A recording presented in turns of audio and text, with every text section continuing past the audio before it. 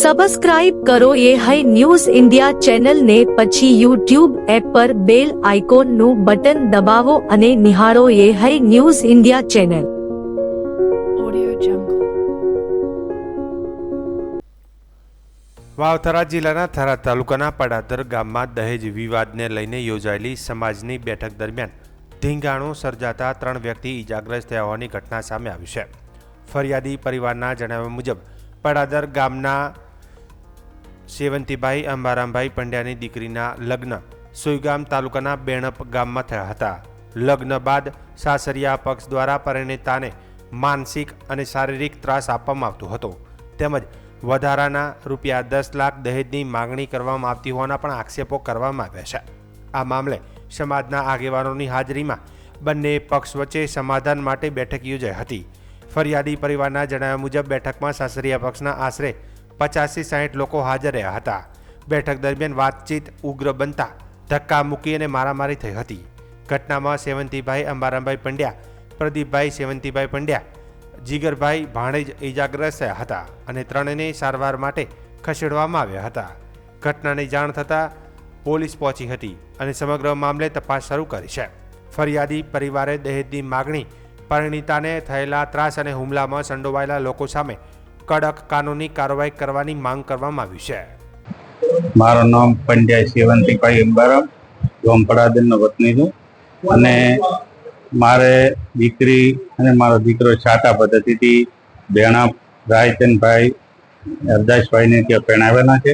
એમનો પુત્ર છે અને ઘણા સમયથી મારી દીકરીને હેરાન કરતા હોય, મારઝૂડ કરતા હોય તો મેં સમાજને વાત કરી કે મને ખૂબ હેરાન કરે છે અને 10 લાખ રૂપિયાની દહેજ માંગે છે અને મને વારંવાર મારી દીકરીને અમને મારા દીકરાને હેરાન કરતા હતા। તો મેં સમાજમાં વાત કરી કે મને ઘણા સમયથી આ હેરાન કરે છે અને ખોટી રીતે કે તમે માતા મૂકી છે અને મને સમાજના માણસો મારી પાછળ આવ્યા કે તમે સમાજમાં રાયચને વાત કરી તમે માતા મૂકી છે। મેં કીધું મેં આવું મને કશું કોઈ આવડતું છે નહીં। તો કે તે માતા મૂકી છે અને રાયચને કીધું કે મને તડાવના બાપજી કહે છે એટલે કે તે માતા મેલી છે 100%। અને મેં કીધું સાહેબ નથી અને કે તે તારી દીકરીના કે કર્મો કરાવેલા છે અને સાકર મંત્રીને અને અમને કે નજર લાગી છે આવી જાત ધમકીઓ કાયમી હાલતા વારંવાર પરેશાન કરતા એના કારણે મેં સમાજમાં મારે ખૂબ બે હાથ જોડીને વિનંતી કરી કે મને આ ખોટી રીતે હેરાન કરે છે તો મહેરબાની કરીને તમે મને સામાજિક નિરાકરણ લાવી દો। તો સમાજના વડીલો આગેવાનો બધા આવી અને બેણપના એમનો ડાલો ભરાઈને આવ્યા અને જેમ તેમ સામાજિક ઘડીક ચર્ચાથી પછી દારૂ પીધેલી હાલતમાં બધા હતા અને ડાયરેક્ટ કિશોરભાઈ ધીરાભાઈ પંડ્યા એ ઉશ્કેરાઈ ગયો, મારા છોકરાને ગરી લીધો ત્યાં ઊભો હતો તો અમે છોડાવવા હતા મને પાછળ લાકડી મારી કિશોરભાઈએ અને પછી મોટો ટોળો હતો એટલે હારના ઘણો ઝઘડો થઈ ગયો। ત્યારે કોને શું હું બેહોશ જેવો થઈ ગયો। મારા છોકરાને અને મારા જે આગેવાન ભાઈ મારા બધો પરિવાર હતો એ અમને તાંતર બહાર કાઢી લીધો। નકા સાહેબ લાકડી ધોકા વડે ડાલો ભરાઈને આવ્યા હતા અને અમને મારી નાખો। નમું જો અમારો પરિવાર જો સાથે ના હોત તો આજ અમારો આ પૂરું મર્ડર કરી નાખ્યા। હજી કીધું છે કે તમે ગમે તારે તમારું મર્ડર કરવામાં આવશે ને આવશે અને મારી દીકરીને હેરાન પરેશાન કરે છે તો હું સરકારશ્રીને વિનંતી કરું છું કે સાહેબ આ જે આક્ષેપો આલ્યા છે એક તડાવ બાપજીએ કે કીધું છે અને તમે કે આવું કર્મ કરેલું છે આવો ખોટો આક્ષેપ આલ્યો છે તો હું આ પાકો કઈ જગ્યાએ શું કર્યું જે સાહેબ થઈ મને સરકાર આની પાકી તપાસ કરી અને મને ન્યાય આપે એવી વિનંતી કરું। માંગણી છે તમારી સરકાર જોડે? શું મારી સરકાર જોડે કે મારી દીકરી એક જ મારી દીકરી છે અને ગરીબ સીધી દીકરી છે અને ખૂબ હેરાન કરે છે અને દહેજ 10 લાખ રૂપિયા સમાજના માણસો કને કીધેલું છે કે 10 લાખ રૂપિયા હલાવો અને દહેજની વારંવાર માગણી કરે છે। મેં મારી રીતે ટાટા પદ્ધતિથી લગ્ન કરેલા છે પણ એ ખૂબ મને હેરાન કરે છે। મારી દીકરીને હેરાન પરેશાન કરે કે તે ખોટી રીતે કે તારા કર્મ કરાવેલા છે તે સાકર મંત્રાવી લાવી છે ઘડીક કે તે બાવો અમને કહે છે કે માતા મૂકી છે। તો હવે આવું સાહેબ આ હું કોઈ દીવાની દીવટ કે હું કોઈ પણ ગીતા દીદીની સાક્ષી અત્યારે હું કહું છું, હું કોઈ દેવ બાબતે કોઈ જાણતો નથી, પણ મને 1 વર્ષથી એટલો હેરાન પરેશાન કરે છે કે હવે હું મારે ક્યાં જવું. મેં સમાજ ભેગી કરી તો સમાજ વચ્ચે આવીને બધા તમામ દારૂ પીને આવેલા અને એવો હુમલો કરેલો હતો. સીધા અમારા ભણેજ અને મારા દીકરા ઉપર ડાયરેક્ટ હુમલો કર્યો. અમે છોડાવવા જતા કિશોરભાઈ ધીરાભાઈ પંડ્યા સીધી લાકડીને ધોકા લઈને આવ લેતા મને મોરામાં સીધી મારી દીધી, બેહોશ કરી દીધો. એટલે મારા પરિવાર સાથે હતા, તાંતાર ઉઠાવીને મને બહાર લઈ ગયા કે મારી નાખશે. પછી ટોળામાં હલા બોલ થઈ ગયો, કોણે શું કર્યું શું અમે બધા બેભાન જેવા થઈ જાય. એટલે લોબી માહિતી રહી નથી, ક્યારે કોને સોર્યું એ કોઈ માહિતી નથી. અમારા વાવ થરાદ જિલ્લાના થરાદ પંથકમાં છેલ્લા 12 કલાકમાં એક જ સમાજના 2 યુવાનોના નિધનથી શોકનો માહોલ છવાયો છે. આ ઘટનાને પગલે થરાદ માર્કેટયાર્ડના વેપારીઓ સ્વૈચ્છિક બંધ પાળીને દિવંગત વેપારીને શ્રદ્ધાંજલિ અર્પણ કરી હતી. મળતી માહિતી મુજબ ગતરોજ 12 કલાકના ગાળામાં એક જ સમાજના 2 યુવાનોના અવસાન થયા હતા. મૃતકોમાં એક યુવાન થરાદ માર્કેટયાર્ડ સાથે સંકળાયેલા વેપારી હતા.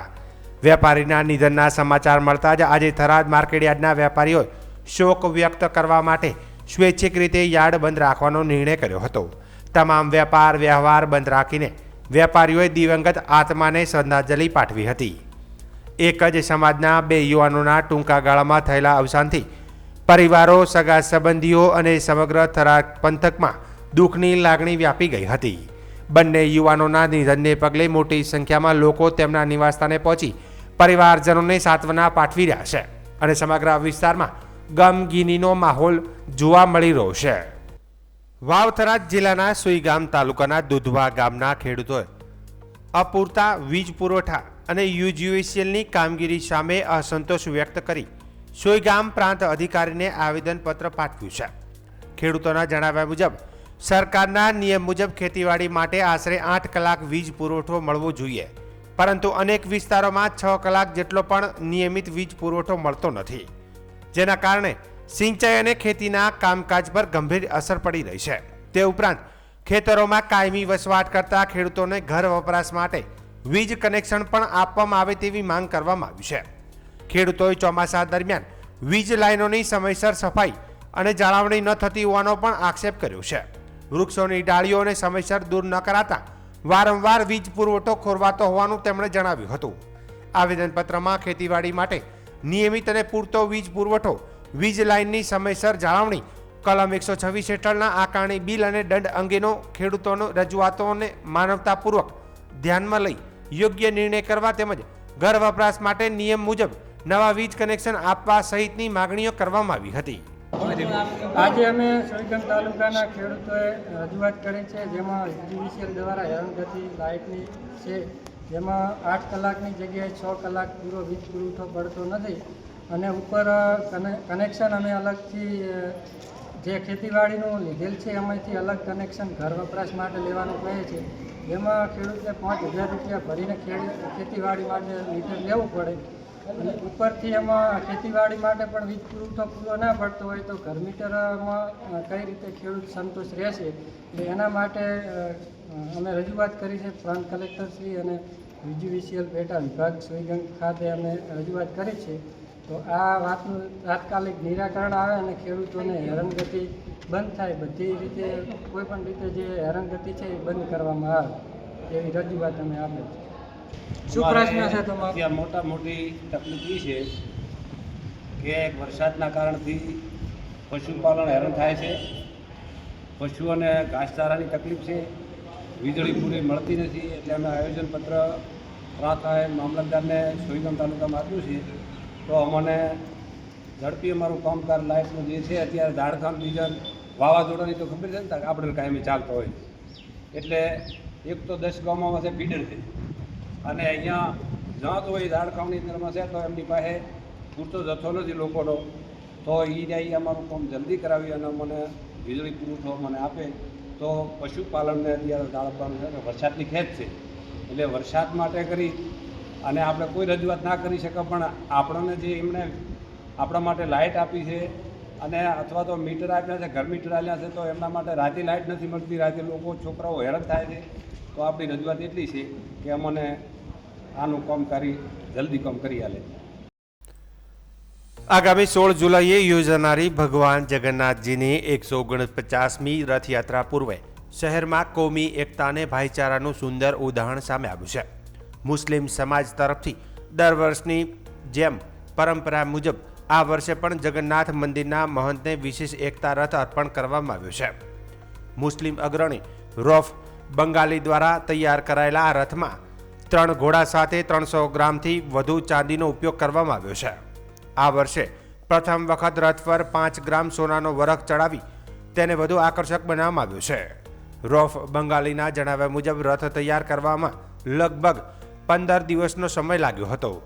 રોફ બંગાલીએ જણાવ્યું હતું કે ગુજરાતમાં ભૂતકાળમાં પણ થયેલા કોમી રમખાણો બાદ સમાજમાં શાંતિ, ભાઈચારો અને પરસ્પર વિશ્વાસ જળવાઈ રહે તે હેતુથી એકતા રથ અર્પણ કરવાની પરંપરા શરૂ કરવામાં આવી હતી, જે આજે પણ સતત ચાલુ છે.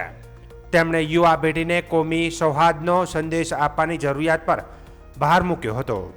આગામી 16 જુલાઈની રથયાત્રા શાંતિપૂર્ણ માહોલમાં સંપન્ન થાય તે માટે પોલીસ તંત્ર અને વિવિધ સમાજના આગેવાનો તૈયારીઓ કરી રહ્યા છે. સાથે જ રોફ બંગાલીએ આગામી વર્ષે યોજાનારી ભગવાન જગન્નાથજીની 150મી ઐતિહાસિક રથયાત્રા માટે વધુ ભવ્ય એકતા રથ અર્પણ કરવાની પણ જાહેરાત કરી હતી. ભારતીય જનતા પાર્ટી ધાનેરા શહેર યુવા મોરચા દ્વારા ભારતીય જનસંઘના સ્થાપક ડોક્ટર શ્યામા પ્રસાદ મુખર્જીની 125મી જન્મ જયંતિ વર્ષ નિમિત્તે ભવ્ય રક્તદાન શિબિરનું આયોજન કરવામાં આવ્યું હતું. શિબિરમાં કલરવ એજ્યુકેશન ટ્રસ્ટ સંચાલિત અનુભવ વોલેન્ટરી બ્લડ બેંકના શંકરભાઈ પટેલ, સુરેશભાઈ ચૌધરી તથા તેમની ટીમે રક્તદાતાઓની આરોગ્ય તપાસ બાદ રક્ત એકત્રિત કર્યું હતું. શિબિરમાં અંદાજે 55થી 65 યુનિટ રક્ત એકત્રિત કરવામાં આવ્યું હતું. કાર્યક્રમમાં શહેર યુવા મોરચાના પ્રમુખ જય ત્રિવેદી, ભરતસિંહ રાવ, સ્વરૂપભાઈ સુથાર, પ્રકાશભાઈ રાણા, ભાજપના ભગવંતદાસભાઈ પટેલ, બનાસકાંઠા જિલ્લા ભાજપ મહામંત્રી તરુણભાઈ મોદી, શહેર મંત્રી રાજુભાઈ ત્રિવેદી, અનિલભાઈ રાઠોડ, નગરપાલિકાના સભ્યો સહિત મોટી સંખ્યામાં કાર્યકરો અને યુવાનો હાજર રહ્યા હતા. આ પ્રસંગે આગેવાનોએ ડોક્ટર શ્યામા પ્રસાદ મુખર્જીના રાષ્ટ્રપ્રેમ, શિક્ષણ, રાષ્ટ્રીય એકતા અને અખંડ ભારતના વિચારોને યાદ કર્યા હતા. તેમણે રક્તદાનને સર્વોત્તમ માનવ સેવા ગણાવી સમાજમાં રક્તદાન અંગે જાગૃતિ લાવવાની જરૂરિયાત પર ભાર મૂક્યો હતો. શિબિરના અંતે તમામ રક્તદાતાઓને પ્રમાણપત્ર અને સ્મૃતિ ભેટ અર્પણ કરી સન્માનિત કરવામાં આવ્યા હતા. આજ રોજ ભારતીય જનતા પાર્ટી ધાનેરા શહેર યુવા મોરચા દ્વારા ભારતીય જનસંઘના સ્થાપક ડૉક્ટર શ્યામા પ્રસાદ મુખર્જીની 125મી જન્મ જયંતિ સેવા પખવાડિયા નિમિત્તે ઉજવવામાં આવે છે. ત્યારે આજ રોજ બ્લડ ડોનેશન કેમ્પ ધાનેરા શહેર યુવા મોરચા દ્વારા રાખવામાં આવ્યું હતું. ત્યારે મોટી સંખ્યામાં રક્તદાતાઓ રક્ત આપ્યું હતું અને આ રક્ત જરૂરિયાતમંદ વ્યક્તિઓને મળી રહે તે માટે એ જ અમારો ઉદ્દેશ છે કે જરૂરિયાતમંદ વ્યક્તિઓને આ બ્લડ મળી રહે. આજ ભારતીય જનતા યુવા મોરચા આયોજિત શ્યામા પ્રસાદ મુખર્જીના 125મા જન્મ જયંતિના ઉપલક્ષમાં સેવા પખવાડિયા અંતર્ગત ધાનેરા શહેર યુવા મોરચા દ્વારા રક્તદાનનું આયોજન કરવામાં આવ્યું હતું. એમાં મોટી સંખ્યામાં રક્તદાતાઓ જોડાણા હતા અને બહુ બહોળી સંખ્યામાં લોકોએ પોતાનું રક્ત અર્પણ કર્યું. બનાસકાંઠાના અંબાજી નજીક રબારીવાસ પાંછા ખાતેથી ગુજરાત વિધાનસભાના અધ્યક્ષ અને બનાસ ડેરીના ચેરમેન શંકરભાઈ ચૌધરીએ બનાસ ડેરીના સીડ બોલ ફોર ગ્રીન વોલ સિઝન 6 અભિયાનનો પ્રારંભ કરાવ્યો હતો. આગામી 15 દિવસમાં અરવલ્લી પર્વતમાળામાં 1 કરોડથી વધુ સીડબોલનું વાવેતર કરવામાં આવશે. કાર્યક્રમ દરમિયાન ડ્રોન અને પગપાળા સીલબોર્ડનું વિતરણ કરવામાં આવ્યું. આ વર્ષે 22થી વધુ સ્થાનિક વૃક્ષોની પ્રજાતિના બીજથી સીડબોલ તૈયાર કરવામાં આવ્યા છે. હજારો મહિલા પશુપાલકોએ ગોબર અને માટીમાંથી સીડબોલ તૈયાર કર્યા છે. શંકરભાઈ ચૌધરીએ જણાવ્યું હતું કે આ અભિયાનનો હેતુ અરવલ્લીને હરિયાળી બનાવી આવનારી પેઢીને સ્વચ્છ અને હરિયાળું પર્યાવરણ આપવાનો છે. કાર્યક્રમમાં સ્વરૂપજી ઠાકોર સહિત જનપ્રતિનિધિઓ, વન વિભાગના અધિકારીઓ અને મોટી સંખ્યામાં સ્વયંસેવકો જોડાયા હતા. છેલ્લા 6 વર્ષથી સીડબોલ અભિયાન એ અરવલ્લીની ગિરિમાળાઓમાં